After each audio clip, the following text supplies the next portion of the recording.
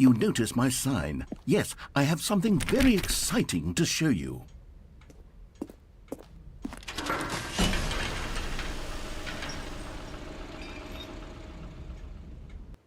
When will I be able to get through that door?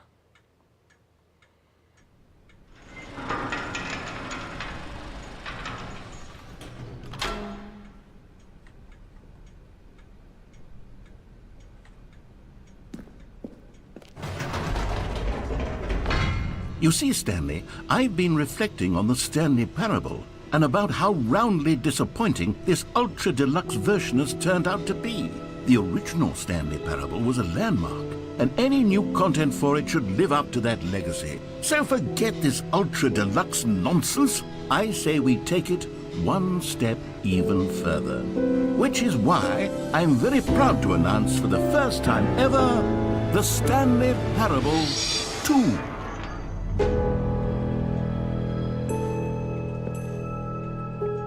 Yes, you see, isn't this far superior to a measly re-release with a few minor additions? Think of all the new territory we'll cover with a fully fledged sequel. An entirely new experience, built from the ground up. Why, there are so many possibilities. It could go in so many different directions.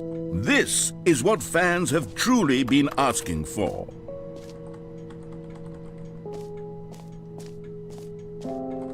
Calling it the Stanley Parable 2 is just so much catchier than Ultra Deluxe, don't you think? Ultra Deluxe? What does it even mean? But the Stanley Parable 2, now that's an artistic statement right there. It's future-oriented. It screams progress and innovation and long-term franchising potential.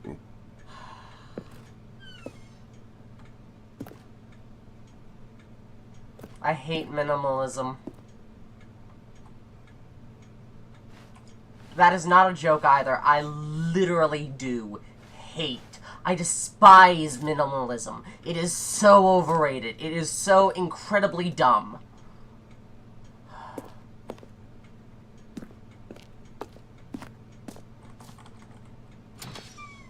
Now, to be clear, I haven't quite nailed down what exactly the Stanley Parable 2 is going to be, but let's take a look at some of the features I've been developing for it. I figure that if I can loosely organize a handful of interesting concepts, that surely the game will sort of naturally spring up around them. It'll all work itself out. Game development is much more of a fuzzy magic than anything scientific or logical, really. Let me fight the water cooler. That would be a great addition to the game.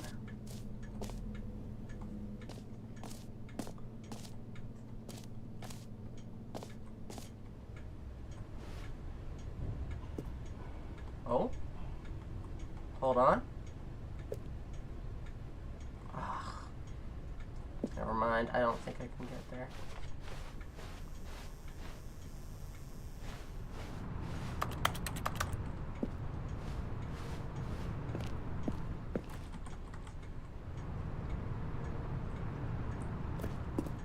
Is there a hawk in here? A hawk 2?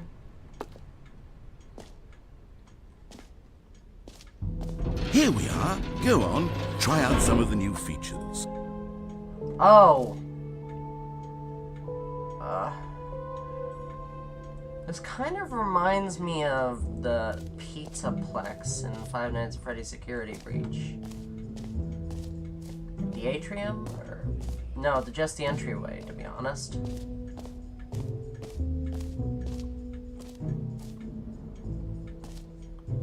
Hear your name in the game.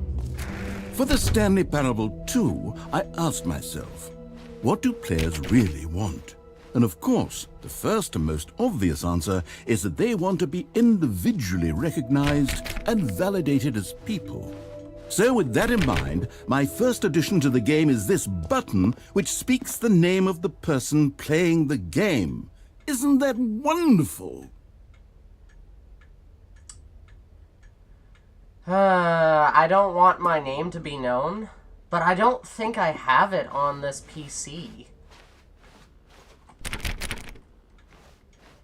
Please tell me I don't have it on this PC.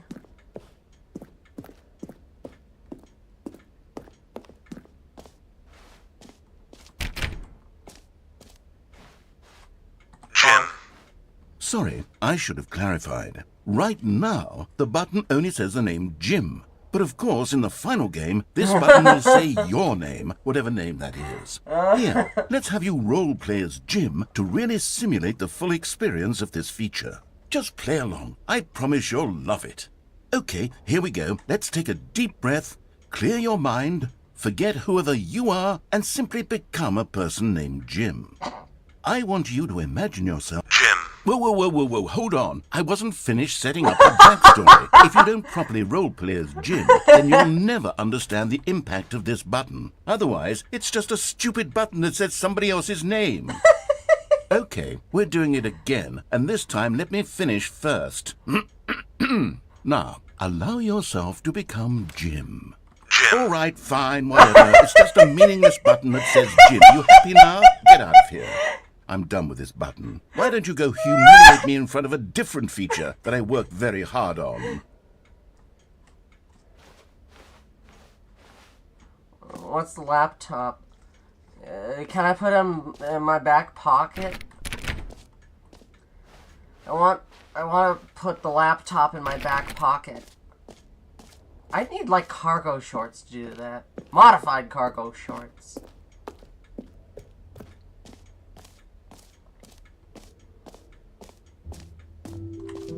Maybe I'll only let people named Jim play the Stanley Parable too. They would appreciate what I've created here.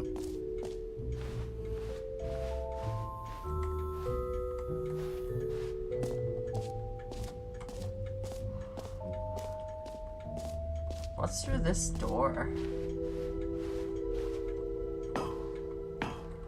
An epilogue would be fun, wouldn't it, Stanley? Yes, it would go at the end of the, well, we'll figure that out later. I want an epilogue for the original Stanley Parable. The proper story that you're supposed to go through, I mean.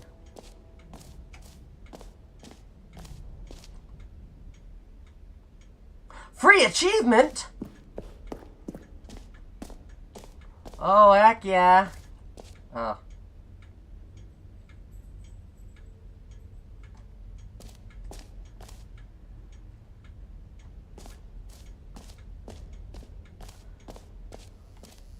One, pull the lever. 2, receive your new achievement. No more steps. Get yours right now. Now here's something special. You remember that broken test achievement that got left in the game on accident? Well, I'm developing a technology to simply give you the achievement. Yes, you see, you'll come to this lever, and when you pull it, the achievement will be given to you. It's as simple as that. Bonk. Okay, perhaps I should have clarified. This is technology that will exist. Right now, the achievement is still fully broken. I'm not a wizard, Stanley, but I guarantee it will be fixed in the sequel to at last satisfy the hordes of ravenous fans all over the world who have been uproariously demanding this feature. Gamers, we hear you, and I promise it will happen. Oh, nuclear. Dr. Emmett Brown? Are you working on this?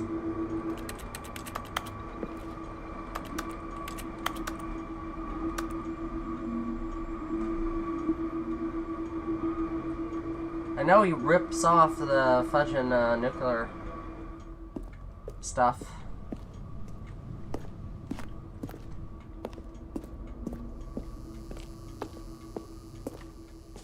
What's this? Welcome. New features, new content, new game. What else? What other exhibits haven't we seen yet?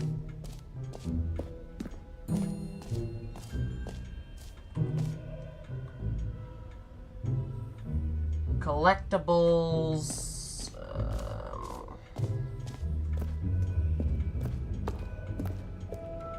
Can you find them? Can you find them? Can you find them?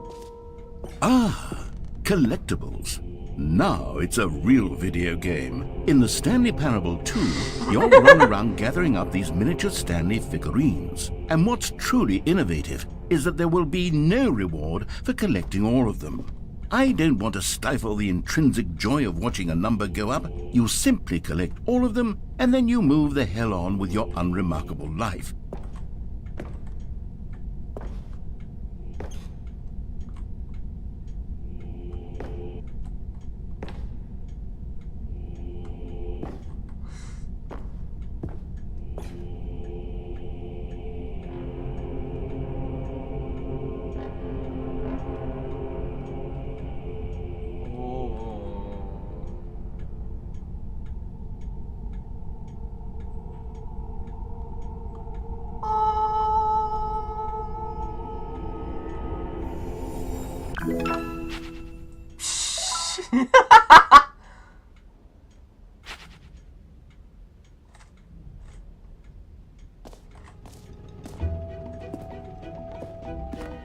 God, it really is the worst when you collect everything in a video game and then they give you a big fancy reward for it. Absolutely tragic.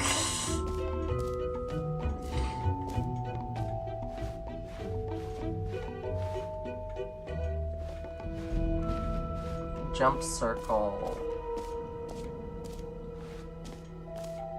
Ah, it's the jump circle. You know what? Let's bring the jump circle back for Stanley Parable 2 as well. It's... Oh, wait. You already spent all your jumps the first time we saw the jump circle. Oh, well. I suppose it can just be a nice decorative piece, then.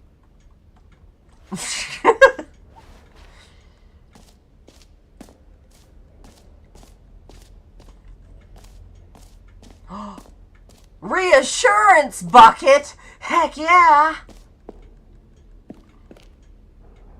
A common complaint of the Stanley Parable was that it was confusing and paradoxical, that it engendered a chaotic sense of reckless despair in those who played it. Well, I'm happy to say that after much consideration, I've engineered a clever solution to this fundamental problem with the game. It's the Stanley Parable Reassurance Bucket. You see, Stanley, anytime you're holding the bucket, a sense of calm and ease will fill your mind and your heart. It's true. Gimme. As long as you hold on to the bucket, the many disorienting contradictions of the Stanley Parable will feel perfectly normal and perhaps even comforting. You may even come to long for the gentle embrace of jarring cognitive dissonance while the bucket is in your arms. And to be honest, it's a much more convenient solution for me than actually redesigning the game to be less uncomfortable. Can you imagine what a pain in the ass that would be? Yes, the bucket is the perfect solution. Come on, give it a try. Yes. Can you feel it? The glow of comfort, even in the face of crushing despair, must already be sweeping through your body. And in fact, can I say that I do believe the bucket lends you an air of charisma as well? I think that just holding it has made you the slightest bit more attractive as a person. The benefits of the bucket seem to go on and on, don't they? All this and more await you in the Stanley Parable 2. Wasn't there a war that was fought over a bucket? Ooh, stool. Does anyone give out awards for most enjoyable bucket in a video game?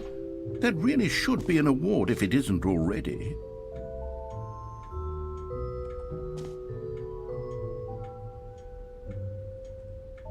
Office decorations. Office decoration. Okay, I'll be honest, I haven't yet decided on this one. I think that in the new version, the office could use a bit of decoration, like balloons. But I'm undecided on Get Well Someday and Happy 12th Birthday. Which would you go with?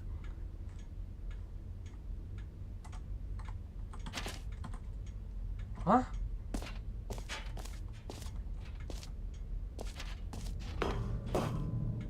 Get well someday. You know, sometimes when you solicit another person's opinion, it makes you realize that you knew which one you actually really wanted all along. Happy 12th birthday, step-niece, it is.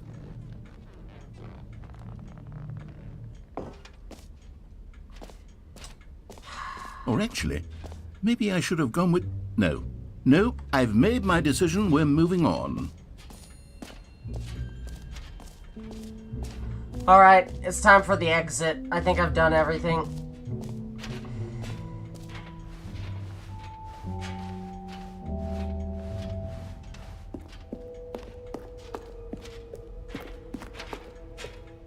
All right, have you seen everything you wanted to? Ready to move on now?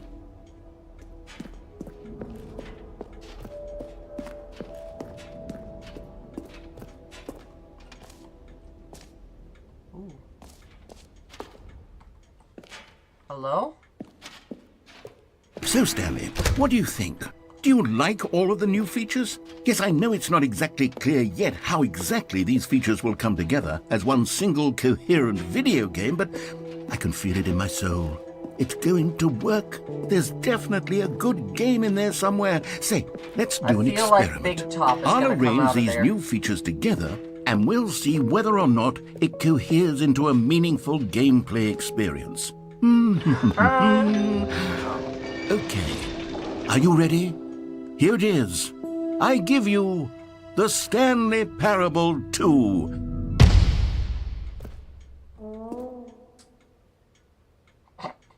I mean, there's potential here, right? It's sort of... Okay, never mind.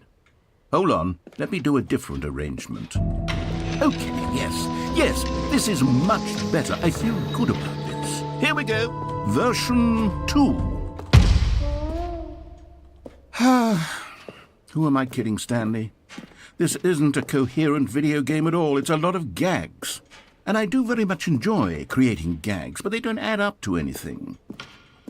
I wanted more than anything to create a sequel that would capture all the magic of the first game. I wanted fans to love it. No matter how good these gags are, they won't stand on their own. They would need the structure and the gameplay of the original. Wait, maybe that's it. I can take the original Stanley Parable and simply, well, insert a few of my new features into it. Tastefully, of course. With respect. With care for the vision and integrity of the original game. Would it possibly work? I suppose it could. But it would need a really tremendous title screen. A title screen that says with bold and uncompromising conviction, "This is the Stanley Parable 2. Let me see if I can whip something up. All right, perfect. Go ahead. Take a look.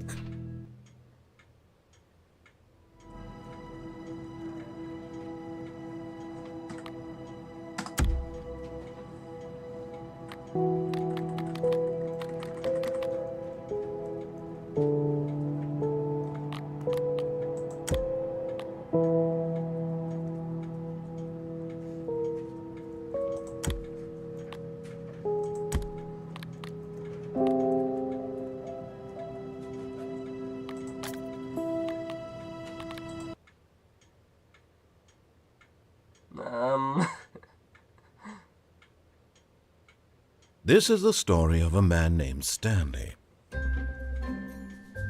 Stanley worked for a company in a big building where he was employee number 427. Employee number 427's job was simple. He sat at his desk in room 427 and he pushed buttons on a keyboard. Orders came to him through a monitor at his desk, telling him what buttons to push, how long to push them, and in what order. This is what employee 427 did every day of every month of every year. And although others might have considered it soul-rending, Stanley relished every moment that the orders came in, as though he had been made exactly for this job. And Stanley was happy. And then one day, something very peculiar happened. Something that would forever change Stanley. Something he would never quite forget. He had been at his desk for nearly an hour when he realized that not one single order...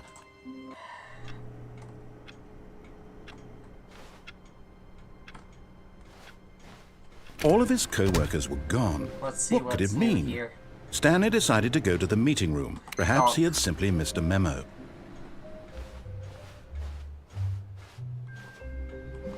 Donk.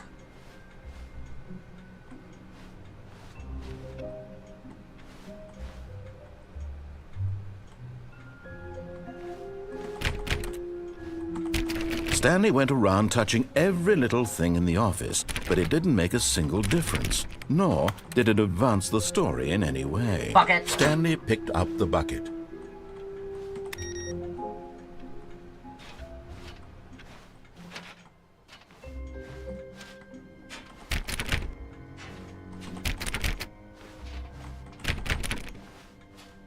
Stanley clutched the bucket tightly to his chest and entered the door on his left.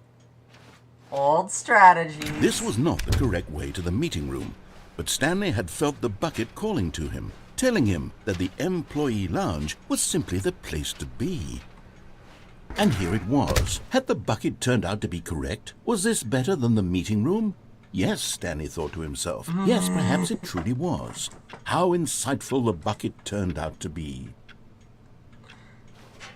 Wait, I had buckets like this.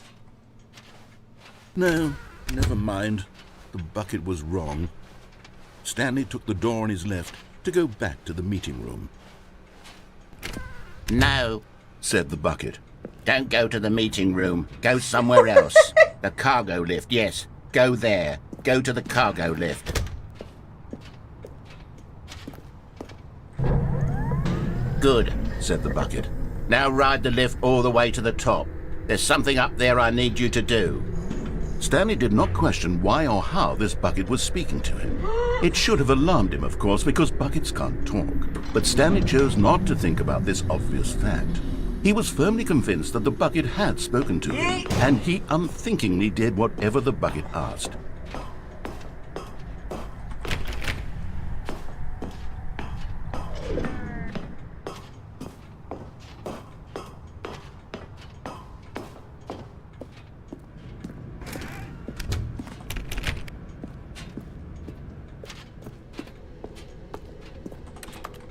No, stop. Look there on the wall. You see, there's a sign right there. It says, no buckets past this point.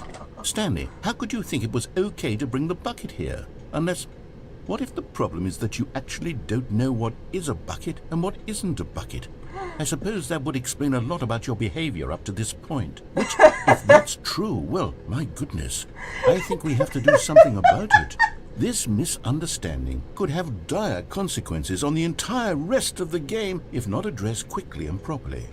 So much of the impact of the story is dependent on your understanding of what is and isn't a bucket. Please, step in here for a moment.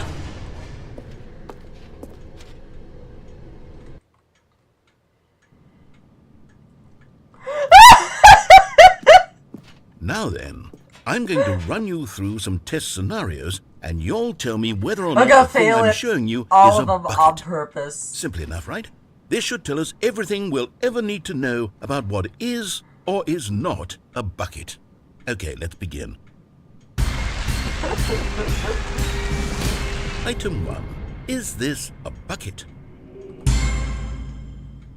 Correct. It is a hologram of a bucket, not an actual bucket. What?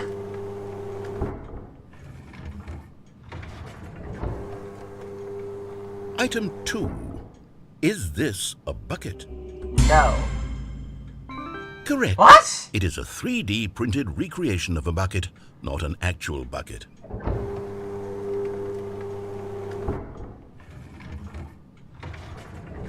None of them are buckets. Item 3. Is this a bucket? Incorrect. This is a bucket.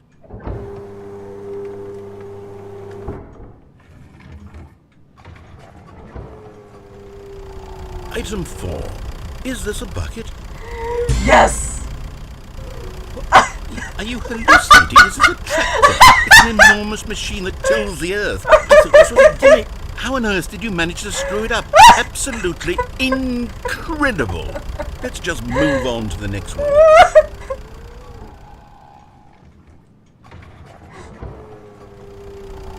Is this a bucket? Correct. What? This is a bucket.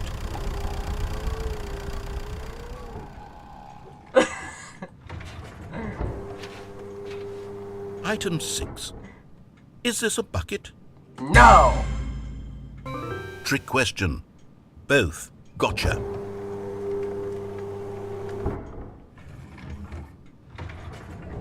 Item... Wait, hold on. I can't find the next one. Let me see. It should be around here somewhere.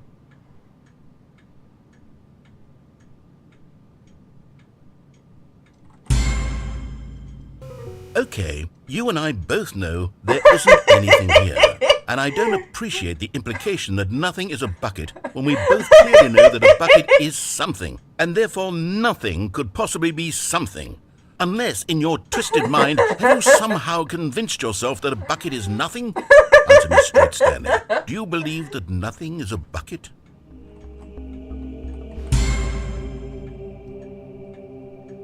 You know what? I'm too confused to even sort it out. I've lost all sense of perspective. What is a bucket? What isn't a bucket? Mere moments ago I could answer these questions with confidence. And yet now I'm somewhat adrift. Do any of us know what a bucket is? Am I a bucket? Stanley, I can't keep doing this. I'm losing myself, and myself was all I ever had to begin with. I'm afraid the bucket is threatening to tear our relationship apart. I can't have that. I'm sorry. But I'm going to erase all buckets from the game. And No! Here we go.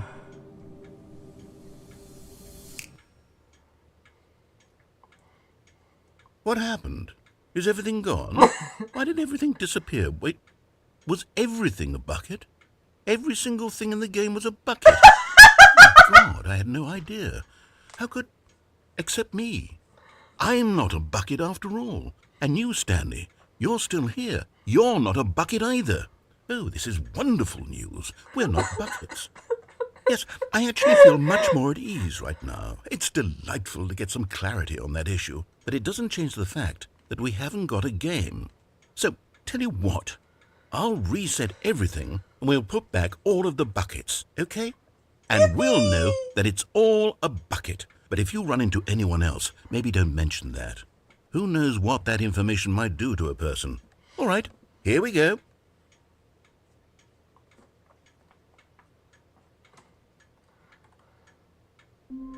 Okay, I gotta make this a two-parter.